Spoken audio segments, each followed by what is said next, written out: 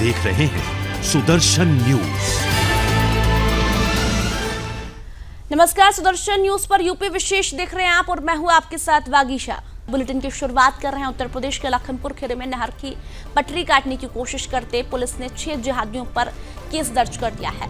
आपको बता दें कि इन सभी के खिलाफ हरदोई सिंचाई विभाग के जूनियर इंजीनियर ने पुलिस में शिकायत और सूचना दी थी।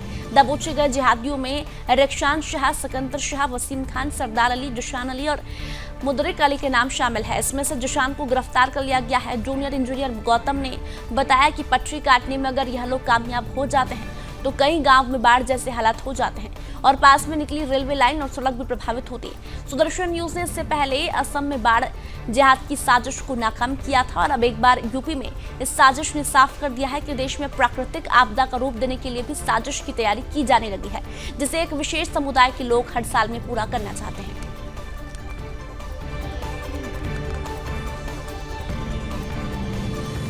नहर की गश्त के दौरान अवर अभियंता द्वारा 5 लोग पकड़े गए।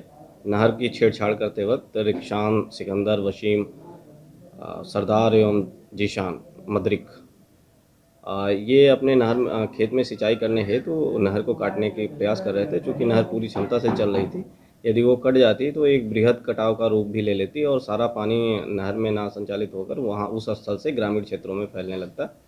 भारी जन धन की हानि होने की पूरी संभावना थी, जिसको समय रहते ही वहाँ पे पकड़ा गया और काटने से रोक लिया गया। जो लोग इस कृत्य में सम्मिलित थे उनको पुलिस को हैंडओवर कर दिया गया है। आगे की विधिक कार्रवाई की जा रही है। खबर यूपी के बरेली से है, जहां एक और योगी सरकार ने सुरक्षा के मद्देनजर कड़े नियम लागू किए हैं। वहीं दूसरी ओर कुछ सरकारी अधिकारी ऐसे हैं जो सरकार के शासनादेश को ठुकराकर मोटी कमाई में लगे हुए हैं, जिसका जीता जागता सबूत शीशगढ़ में देखने को मिला। आपको बता दें, तहसील मीरगंज के शीशगढ़ में रामलीला ग्राउंड विगत 60 वर्षों से रामलीला के अलावा कभी कोई नई प्रथा लागू नहीं की गई थी, लेकिन चंद पैसों के लालच में एसडीएम वेद प्रकाश मिश्रा ने एक मुस्लिम आयोजक से आपसी वित्तीय साठगांठ के लिए हिंदू मुस्लिम में विवाद कराने की पुरजोर कोशिश कर दी और मुस्लिम आयोजक को नुमाइश की अनुमति प्रदान कर दी, जिसे लेकर पूरा हिंदू समाज ने एकजुट हो गया है और एसडीएम वेद प्रकाश मिश्रा के खिलाफ मोर्चा खोल दिया। एसडीएम की करतूत से दहशतगर्दी और दंगा फैलाने को लेकर नागरिकों में खौफ का मंजर नजर आ रहा है। आपको बताते चलें कि पूर्व में भी एसडीएम वेद प्रकाश मिश्रा ने एक डांस पार्टी इसी रामलीला ग्राउंड में करवा दी थी, जिसके बाद सुदर्शन न्यूज टीम ने इसको प्रमुखता से उठाया था और खबर का असर देखते हुए उन्हें अपने किए हुए कामों पर भी शर्मिंदा होना पड़ा था।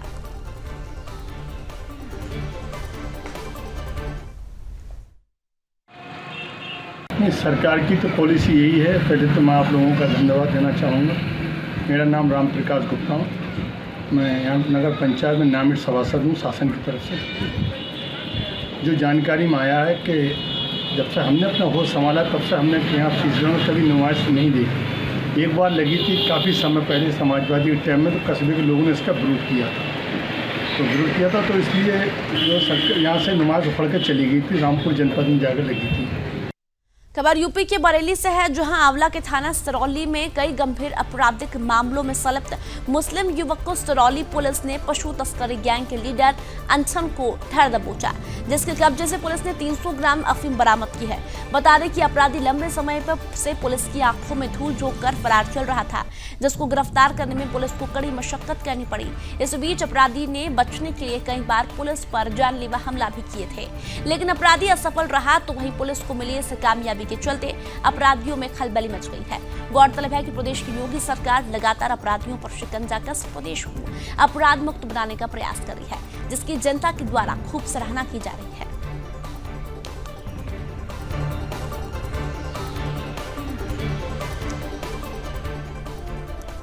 खबर यूपी के गाजियाबाद स्थित मोदी नगर से है, जहां गन्ना विकास कैबिनेट मंत्री लक्ष्मी नारायण चौधरी भोजपुर ब्लॉक में 31 मीटर राष्ट्रीय ध्वज का शिलान्यास करने पहुंचे।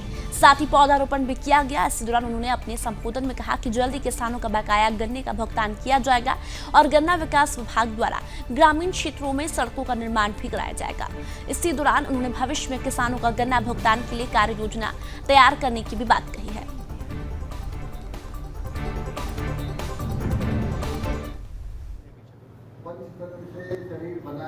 ब्लॉक प्रमुख जी ने एक 31 मीटर झंडे का शिलान्यास कराया है राष्ट्रीय ध्वज का, वृक्षारोपण का कार्यक्रम रखा है। इस समय ग्लोबल वार्मिंग की वजह से पूरे ये दुनिया में और हमारे देश में और प्रदेश में, हमारा प्रदेश तो रिकॉर्ड बना चुका है गिनीज बुक में कई बार कि सबसे ज़्यादा वृक्षारोपण यहीं होता है। तो और आज जनमानस के लिए सबसे ज़्यादा वृक्षारोपण आवश्यक भी है। खबर यूपी के सोनभद्र से है, जहां ओबरा स्थित बाघमनवा में पत्थर की खदान में काम कर रहे 2 मजदूरों के ऊपर पत्थर गिर गया, जिससे एक मजदूर की मौके पर ही मौत हो गई और एक गंभीर रूप से घायल अवस्था में जिला अस्पताल ले जाया गया, जहां प्राथमिक उपचार के बाद उसे वाराणसी ट्रॉमा सेंटर रेफर कर दिया गया। डॉक्टर राजेंद्र प्रसाद ने बताया कि गंभीर रूप से घायल व्यक्ति यहां पर आया हुआ था, जिसको वाराणसी ट्रॉमा सेंटर रेफर किया गया है, जबकि एक मजदूर मृतक अवस्था में लाया गया था, जिसे मोर्चरी में रखवा दिया गया है। बता दें कि खदान 80 से 100 फीट गहरी है और खदान में पानी भरा हुआ है।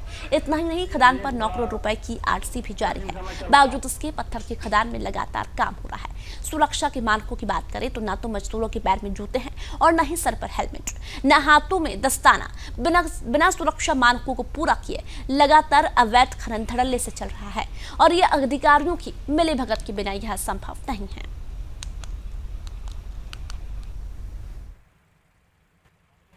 आज दिन में दोपहर के बाद 2:30 बजे के लगभग रविंद्रा स्टोन में प्लास्टिंग के बाद शबली की कार्रवाई के दौरान रविंद्र कुमार पिंटू पुत्र देव नारायण गौड़ उम्र 31 वर्ष निवासी कनक की नीचे गिरने से मृत्यु हो गई है। दूसरे राम बहार पुत्र मुन्नू सिंह निवासी सलई बनवा ये घायल है, जिनका इलाज बीएचयू ट्रॉमा सेंटर में चल रहा है।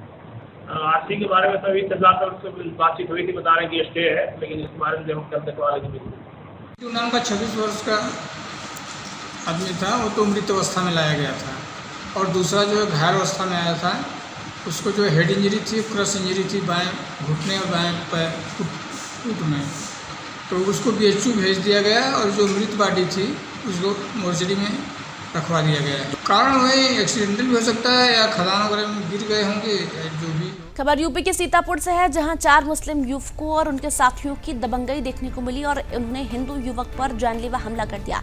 हमले के दौरान युवक का हाथ टूट गया और सर पर गंभीर रूप से चोटें आई हैं। पीड़िता का कहना है कि अगर स्थानीय लोग उसे नहीं बचाते तो आरोपी उसकी जान ले लेते, क्योंकि उनके पास अवैध असले भी मौजूद थे। पीड़ित का कहना है कि आरोपियों ने उसके पास से 15,000 की नकदी भी लूट ली है और मौके से फरार हो गया है। फिलहाल पुलिस केस दर्ज कर मामले की छानबीन कर रही है।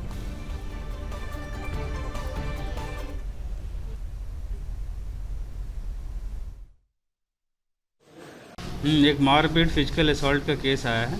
अनुज कुमार वर्मा नाम का, 38 साल उम्र है, सिरमान इमलिया थाने का। कंडीशन ज़्यादा चिंताजनक तो नहीं है, अंडर कंट्रोल ही है, तो उसका इलाज किया जा रहा है और उसका मुआयना करके इलाज किया जा रहा है। खबर यूपी के बिजनौर से है, जहां पुलिस ने 2 दिन पहले हुई हत्या की घटना का खुलासा किया है और आरोपी को गिरफ्तार कर जेल भेज दिया है। बता दें कि 62 साल की बुजुर्ग महिला की हत्या उसके ही सगे भतीजे ने की, जो पड़ोस में ही रहता था। 2 दिन पहले आरोपी नशे की हालत में महिला के पास आया और दुष्कर्म करने लगा। तभी महिला ने शोर मचाया और महिला के शोर मचाने पर आरोपी ने अपनी चाकू से महिला का गर्दन पर वार कर दिया, जिससे महिला की मौके पर ही मौत हो गई। जिसके बाद परिजनों की तहरीर पर पुलिस आरोपी की तलाश कर रही थी, जिसमें पुलिस को सफलता हाथ लगी और परिजनों को न्याय मिला।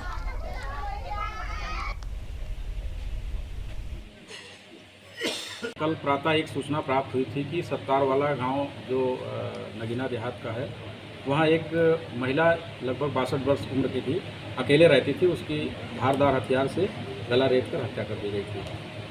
ये एक सनसनीखेज घटना थी। इसके अनावरण के लिए 3 टीमें लगाई गई थी क्षेत्राधिकारी नगीना के नेतृत्व में, और टीम ने काफ़ी मेहनत करके, प्रयास करके 24 घंटे में इस अज्ञात हत्या का खुलासा किया जो है। और इसमें जो खुलासे में आया कि इसी का सगा भतीजा, जो बगल के वाजिद नाम का, जो इसी का सगा भतीजा है और बगल ही घर में छत के ऊपर सो रहा था, रात्रि में बुरी नीयत से इसके पास आया। पहचान होने के डर से जब महिला ने पहचान लिया तो इसने जो है, और वो दरवाज़ा खोलने के लिए भागी, तो इसने उसका जो है पकड़ करके और धारदार जो हथियार से उसका जो है गला रेत दिया।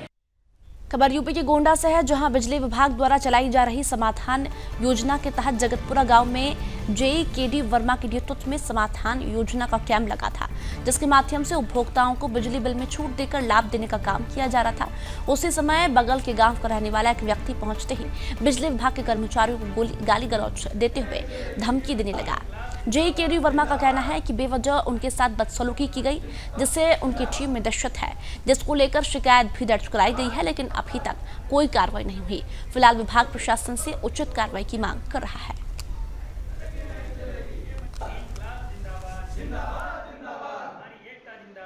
मैं सरकार द्वारा योजना चलाई जा रही थी OTS स्कीम है, जिसमें कि जनता को जो उसमें बिल में सरचार्ज है उसको माफ किया गया है। उसी तहत अंतिम में चल रहा, तो हम लोग बड़े जोर शोर से लगे थे कि जाके जनता को लाभ दिलाएंगे और चेक करेंगे गाँव को। एक गांव है जगतपुरा में, वहाँ पे हम लोग गए थे, तो वसूली का काम चल रहा था। जो सरचार्ज माफी के लिए उन लोगों का रजिस्ट्रेशन कराया जा रहा था। अचानक पर वहाँ पर एक व्यक्ति आ गया राजेश कुमार उपाध्याय के नाम से, जो उस गाँव का भी नहीं है। वहाँ क्या है, टाइम में वसूली करने लगा, गाली गलौज देने लगा, मारने के लिए दौड़ा। हम लोगों को क्या हुआ, हम लोग वहाँ से हट गए फिर, जिससे राजस्व हानि हुई और सरकारी कार्य में बाधा पहुँचाया, और जिससे मेरे पूरे जो समुदाय स्टाफ है उन्होंने कार्य करने से मना कर दिया था। फिर भी मैंने उनको बहुत प्रेशर देके किया कि 2 दिन और बचे हैं, कि यहाँ सरकार की योजना है, हम लोग सरकार के साथ हैं। खबर यूपी के बुलंदशहर से है, जहां सगे भाई बहन के द्वारा लगाए गए दुष्कर्म के आरोप में नया मोड़ सामने आया। पीड़ित युवती की मां का कहना है कि उनकी बेटी ने 2 बार निकाह किया है और दोनों बार तलाक भी ले लिया, जिसकी वजह से वह जबरन घर में आकर रहती है और 50,000 की मांग कर रही है। मांग पूरी न होने पर उसने अपने सगे भाई पर दुष्कर्म का आरोप लगाया। फिलहाल पुलिस का कहना है कि मामले की गहनता से जाँच की जाएगी और जो भी दोषी होगा उसके खिलाफ सख्त कार्रवाई की जाएगी। मेरी गर्दन पर रस्सी के निशान बने हुए। तहरीर लेकर 3 दिन से थाने में बैठी हूँ।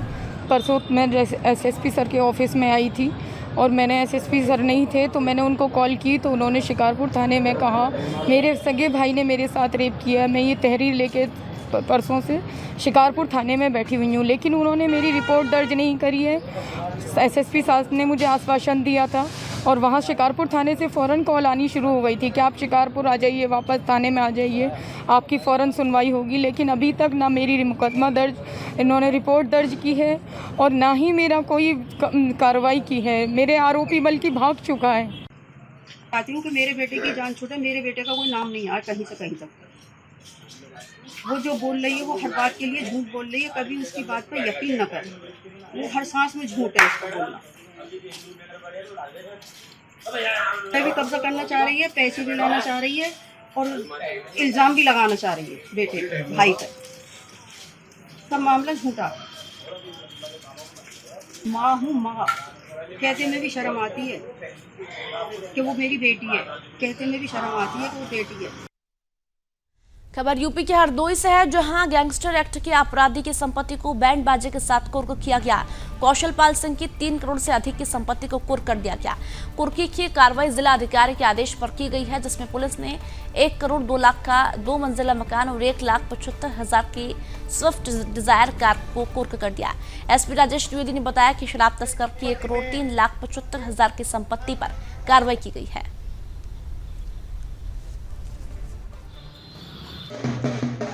ये थाना सांडी का अभियुक्त है कौशल पाल सिंह।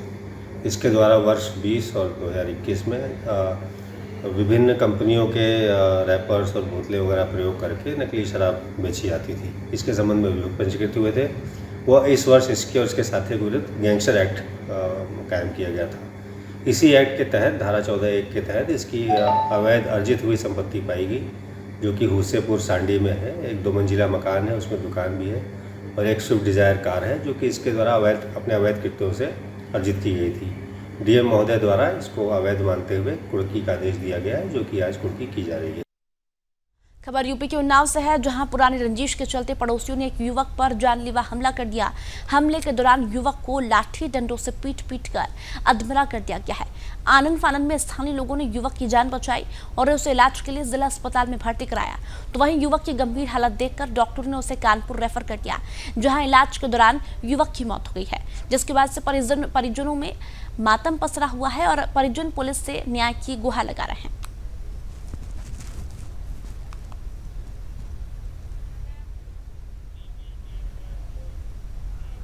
खबर यूपी के हरदोई से है, जहां एक अधेड़ व्यक्ति ने ग्राइंडर से अपना गला काटकर आत्महत्या कर ली। काफी देर तक दरवाजा नहीं खोलने पर मृतक की पत्नी ने बेटों को बुलाया और दरवाजा तोड़वाया। अंदर का नजारा देखकर सभी के होश उड़ गए। कमरे में चारों ओर खून बिखरा पड़ा था, जिसके बाद परिजनों ने मामले की सूचना पुलिस को दी। मौके पर पहुंची पुलिस ने शव को बरामद कर पोस्टमार्टम के लिए भेज दिया है। बता दें कि छानबीन के दौरान पुलिस को कमरे में एक सुसाइड नोट भी मिला, जिसमें उन्होंने खुद को मौत का जिम्मेदार बताते हुए कहा है कि महाकाल ने मुझे बुलाया है और मैं जा रहा हूँ। फिलहाल परिजनों का हादसे के बाद से रो रो कर बुरा हाल है। पूरे घर में मातम पसरा हुआ है।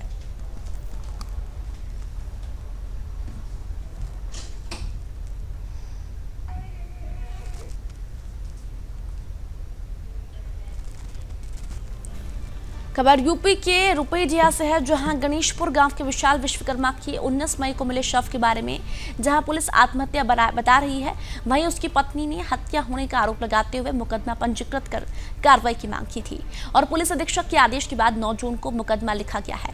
पुलिस ने तहरीर में दर्शाए गए व्यक्ति पर न कोई जांच की और न ही मृतक की बाइक और नकदी का कोई पता लगाया। दरअसल कार्यकर्ताओं द्वारा मांग किए जाने पर पूर्व मंत्री राम आश्रय विश्वकर्मा समेत दर्जनों कार्यकर्ताओं ने पीड़िता से भेंट की और मंत्री ने पीड़िता की समस्याएं सुनी। समस्याएं सुनकर उसका निराकरण करने का भरोसा दिलाया गया।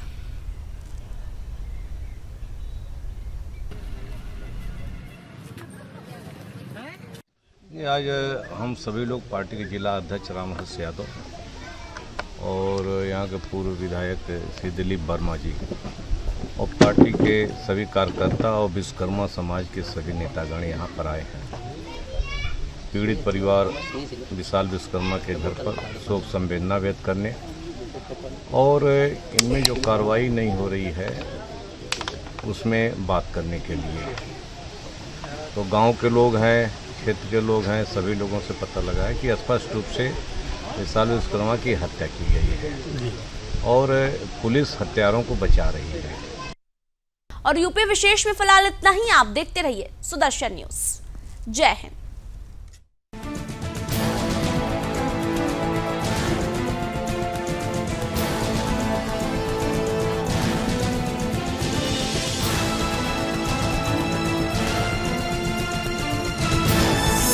आप देख रहे हैं सुदर्शन न्यूज।